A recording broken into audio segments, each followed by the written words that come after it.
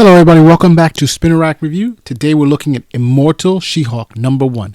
That's right, Marvel has re-released She-Hulk once again. This is a new comic. Of course, it's continuing from all the stuff that's been happening in Avengers. For example, the Empire series that occurred, that crossover between all the different Avengers titles. I will have to talk to you about that a little later on another review, but let's suffice it to say, we're talking about She-Hulk today. So the question is, why is Marvel releasing this now? Well, I don't know if you guys have been hearing this, but Marvel has finally chosen an actress to play She-Hulk in the new Disney Plus series that they're setting up, and that actress is Tatiana Maslany. I hope I didn't butcher that, guys, but she's a great actress. I mean, she worked on a show called Orphan Black, where she played multiple clones of herself, and they all had different personalities, and she was fantastic.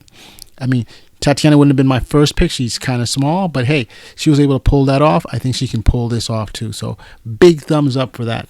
Now, let's get into the She-Hulk show.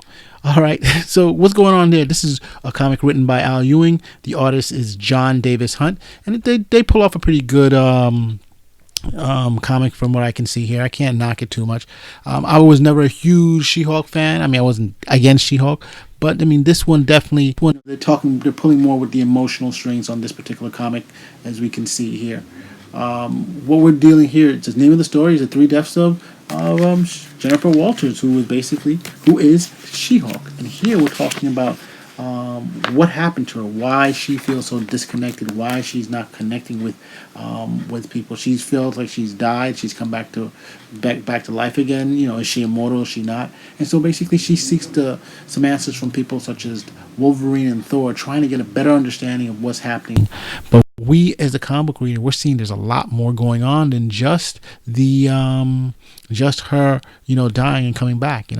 One of her deaths was the first death, of course, was when she got shot, and her cousin Bruce Banner was able to give her blood to revive her, and of course now she had the She-Hulk powers, the Hulk powers, because of the gamma.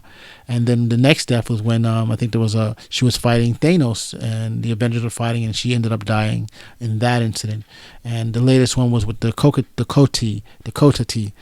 Sorry, I'm always butchering that, but those are the guys that was in that huge Empire crossover, the Skrulls, the Kree, the Avengers. Again, that's the one we're gonna have to probably do a review on, not another one, but here, she's basically just trying to figure out what to do with her, what's going on. The usual stuff, not tons of Hulk smashing time, but we have a couple of scenes here and there. But it's a good first beginning for the comic book series, bringing it back, and I hope that this does a lot better than some of the others have. So all I gotta say, if you like it, if you're a fan of the She-Hulk, go out and get it. If you want to find out a little bit more of what's going on with the She-Hulk, it gives you a pretty decent intro into She-Hulk. It shows a couple of her enemies, people she's dealt with, Uncle Brian, Stern, the Gamma mutates basically, and get into it if you're interested. If you like this review, give me a comment, give me a thumbs up. Hey, anything. We'll always love to hear what you guys have to say. Spinner Rack, out.